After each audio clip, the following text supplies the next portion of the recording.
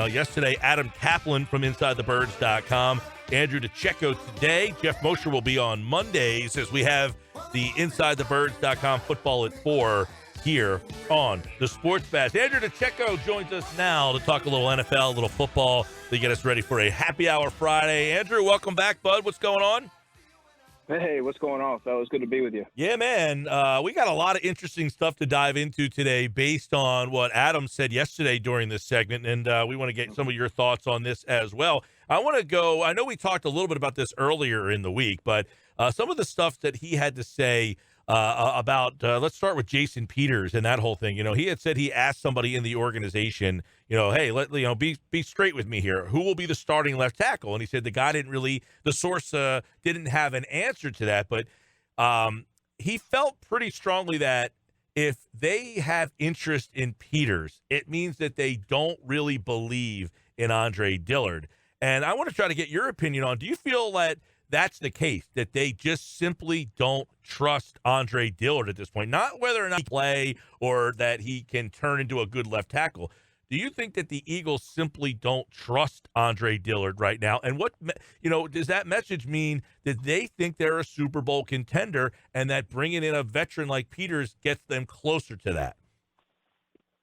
Well, I can certainly tell you that they do, but I've always been more of a, what are you showing me? And, if Jason Peters' name is starting to swirl around this time, that's like Adam was saying yesterday, his name doesn't get mentioned if they have any semblance of confidence in Andre Dillard. And right now he could be ready, Andre Dillard, but there hasn't been any offseason, activity. So there's really no way of knowing.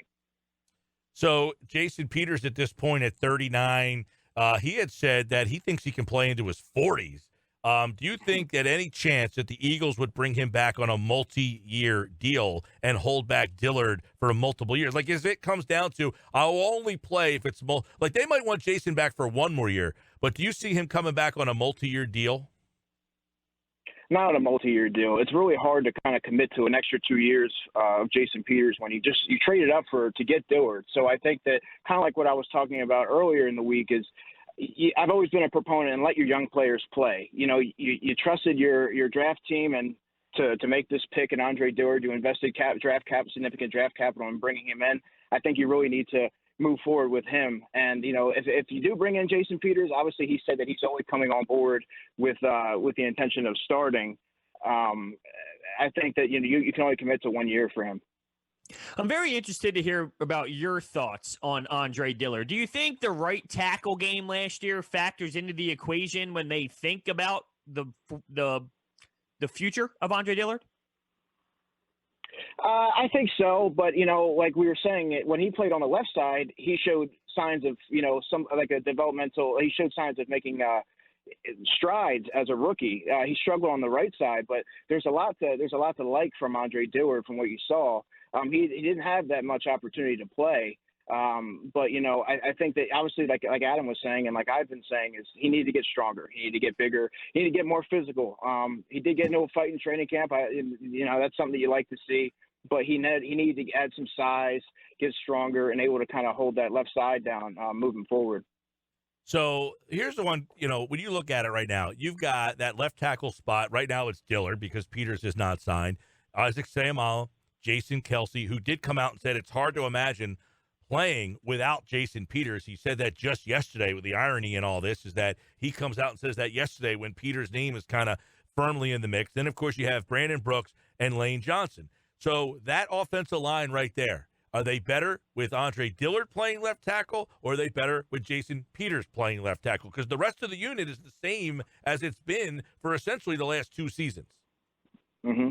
Well, right now, given what we have to go off of with the no off-season activities, all we really have to go off of is Jason Peters playing at a fairly high level. At 37 years old, he's the future Hall of Famer. Anytime you have a guy that has that's going to be a Hall of Famer, you're a better team. And really, when you look at the offensive line, there's not a whole lot of experience in the reserves right there. You have Matt Pryor, who is their elder statesman, who only played 2 games. So right. I think that you really need to add him in. Andrew, I want to get into some of the stuff that Doug Peterson said here recently. He said, I think what we've done as a staff in the offseason with our scheme evaluation, making things better, the staff hires that I've done to bring in new thoughts, new ideas, and ways to enhance our offense. I think the offense is going to be a little bit different. So how do you take those comments? Is that him saying, well, we have a heck of a lot more weapons, we have more speed, we have different gadgets? So does he say that the offense is going to be a bit different because of the weapons or what they're going to do in terms of play calling? I would say more so in terms of play calling and philosophy. In my opinion, I feel like they're going to try and have similar offense to what the San Francisco 49ers have, that fast, spread you out offense that really can spread the ball out to a number of players and really add that vertical element in there. I really think that, and that's really the way that offenses are trending right now. The Eagles they were limited in what they could do last season because of the lack of speed that they had. They were very speed deficient. So their offenses were kind of laboring and very much dependent on sustaining these 10-play drives that, that's not a recipe for success. Andrew DiCecco is with us. Of course, you can read his stuff at 973ESPN.com. It's Football at 4, powered by InsideTheBirds.com. And, Andrew, you mentioned the 49ers there. They don't have that star player. I guess the tight end, obviously, similar to the Eagles, is their star player. But the Eagles receivers, you would think, with Deshaun Jackson being healthy, gives them a little bit of something that I don't want to say they don't have, because they do have a lot of speed. It's just they don't have that marquee number one wide receiver. So do we think that with Carson Wentz and the weapons here that the Eagles offense could be, I don't want to say an elite offense, but, basically a much, much better version than the one we saw last year? No question. Obviously it's very dependent on their health, and that's always been the big hampering on the offense in recent years. But I think that the Eagles offense has a chance to really become an elite offense under Carson Wentz. And Miles Sanders, I think he's going to be a breakout player, could have up to 50 catches next season. He's really ready to shoulder the load there. And, who knows? They probably will add a veteran running back to the mix there to get those tough yards. You have Boston Scott. Like you said, you have Deshaun coming back healthy, and you added some intriguing young weapons in the draft. And you have two of the best tight ends in the game right there in Zach Ertz, and certainly Dallas Goedert, I think, is going to take that next step forward here in 2020. You mentioned the weapons that they added in the draft, and Jalen Reagor is one of them. And the most interesting thing that I see every time he's brought up is the amount of yards Vegas has set for him for the over-under. And I value that because Vegas is normally in the ballpark for a reason. And the number is 800.5 yards. How do you think the offense will utilize him to get him to about that range? Well, 800 yards is a lofty goal, I would say. It's especially coming off of a shortened off season, like we were saying. It takes time, especially at the wide receiver position, to kind of they're typically behind the curve, and as far as getting up to speed with the playbook and having to get on board with what the offense is doing. I think that they're going to find ways to get him the ball on jet sweeps. They're going to find the way to get him the ball on screens. They're going to send him deep. They'll find a bunch of that you can use him a myriad of ways. So I think that they'll find creative ways to get him the football.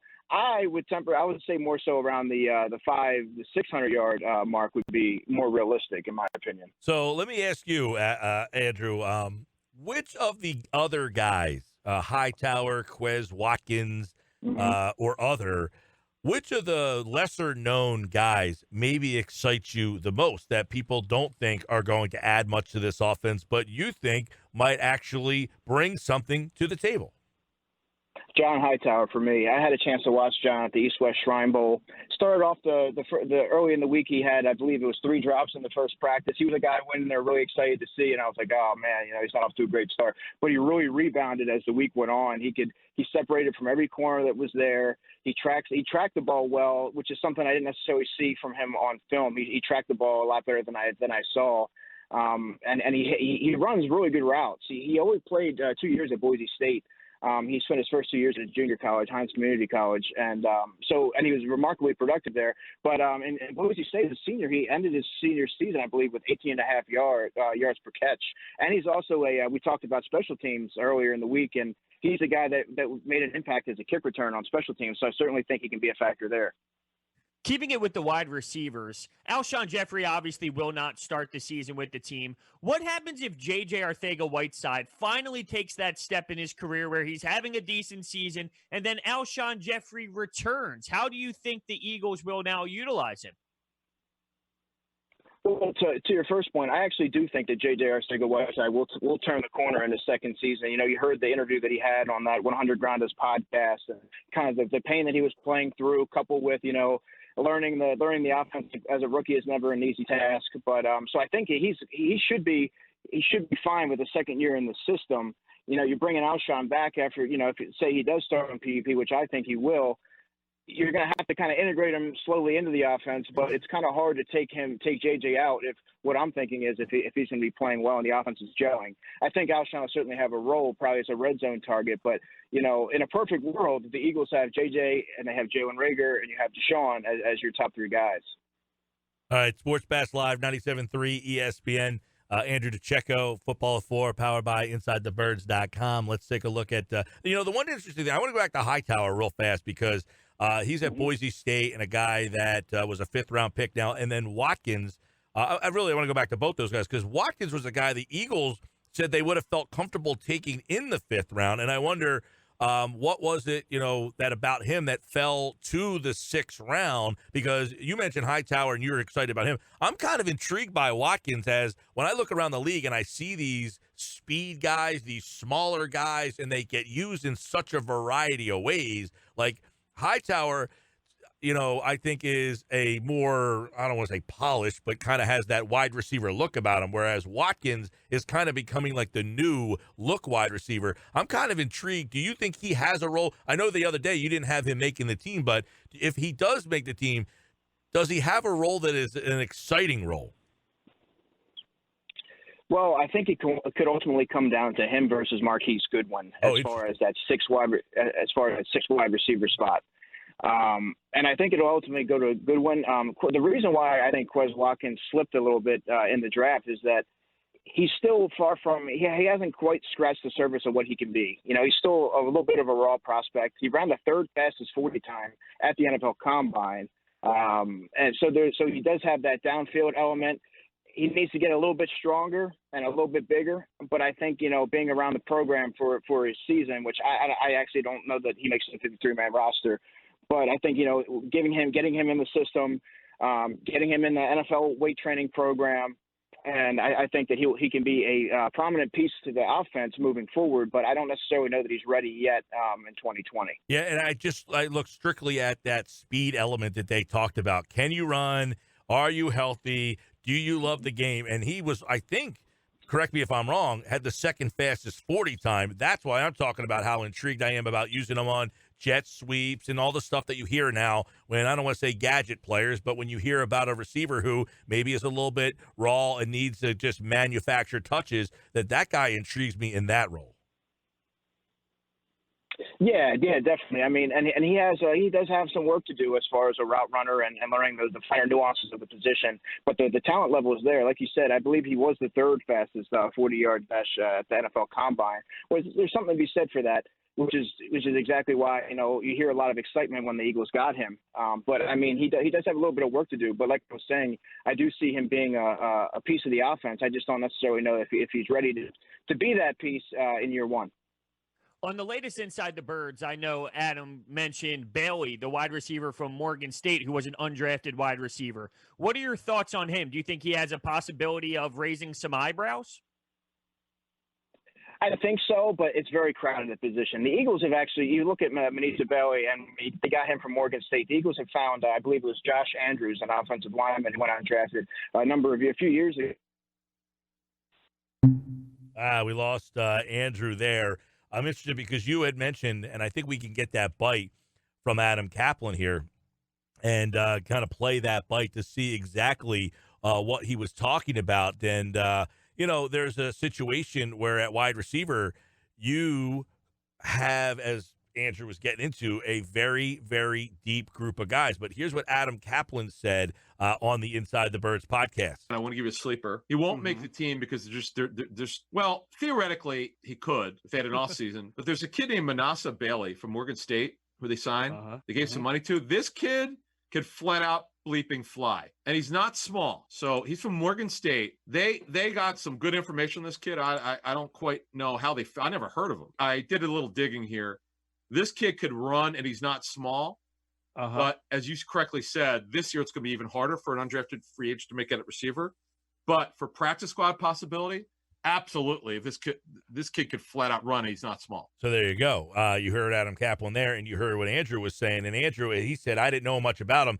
See, Andrew's the guy that knows about these guys. Andrew does a lot of the NFL draft preparation for InsideTheBirds.com and covers the Eagles and some other teams around the league before joining us here at 97.3. So he has a lot of insight on guys like that. And as you heard, he's a guy who can flat out fly, another speed guy. But again, it goes back to how many of these guys can make the team. Well, the difference is, though, speed guy with size. Reagor smaller, you're talking about a speed guy that can be bigger than the most average speed guys. Maybe that plays a role. Now, listen, that doesn't mean he's going to step in and just be this stud. But last year we saw the Eagles have to go into the practice squad route. They had to. So if you have to this year and you have a player like that sitting there, is that way better than the Greg Wards, the Rob Davises of the world? Well, I think it's definitely better than, like, Ward served the purpose. He was a guy who caught the ball, moved the chains. The problem was trying to find the guy on the outside that could replace Deshaun Jackson. Like, Ward, you don't have to have a guy. Everybody doesn't have to run 4-2, 4-3, 4-4. But when you have nobody that can do it, they couldn't find a guy to replace him at that. They couldn't find anybody to replace what Deshaun Jackson gave them. Now, do you think the Eagles are going way too heavy on just speed and not so much anything else? No, because I think they feel comfortable.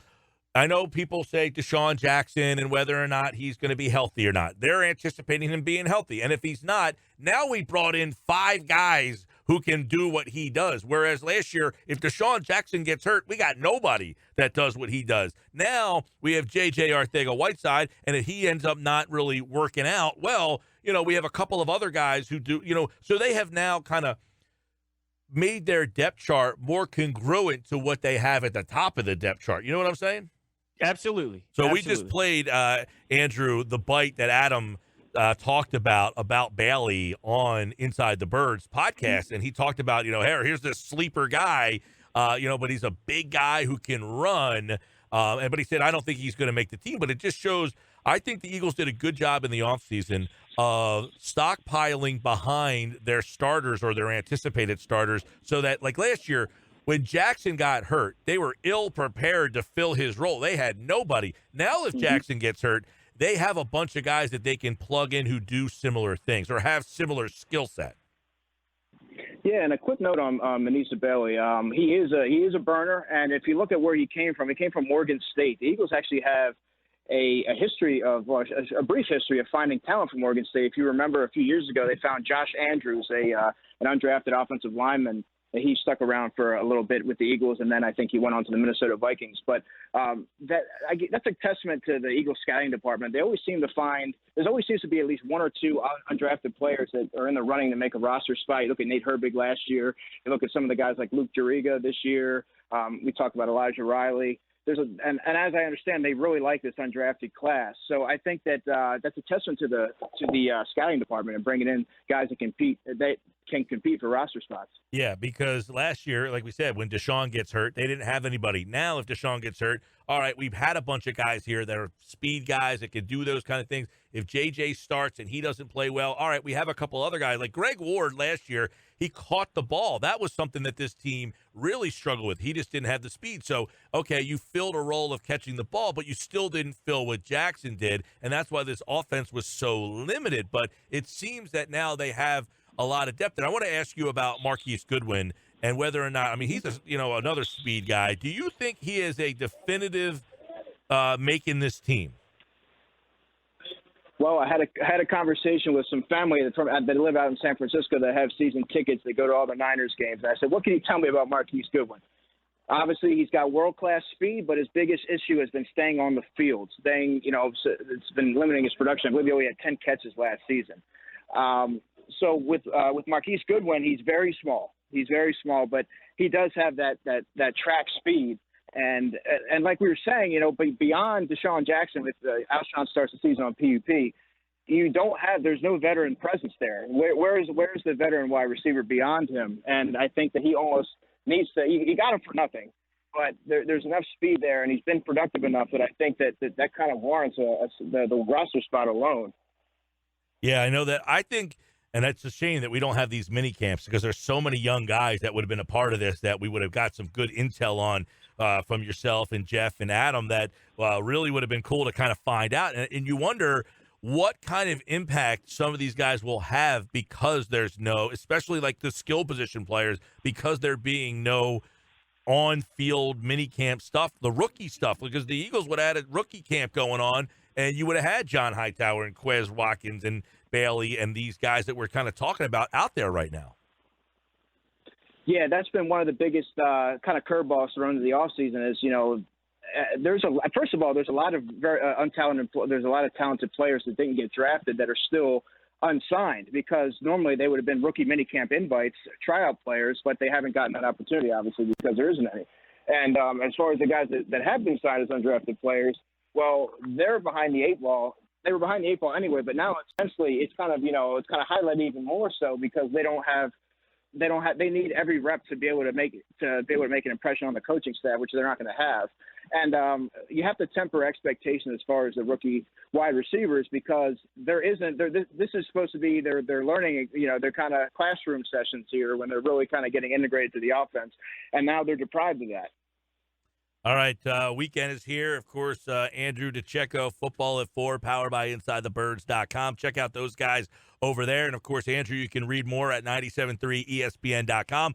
He will be on the Eagles beat all season long. Soon as it opens back up, Andrew will be there covering the team and, of course, a part of Football at 4 here on the Sports Bash. Andrew will be back on Tuesday's edition of Football at 4. Thanks, pal. No problem, guys. Have a good weekend. Yeah, man. He, like all guests, appear via the Boardwalk Honda hotline.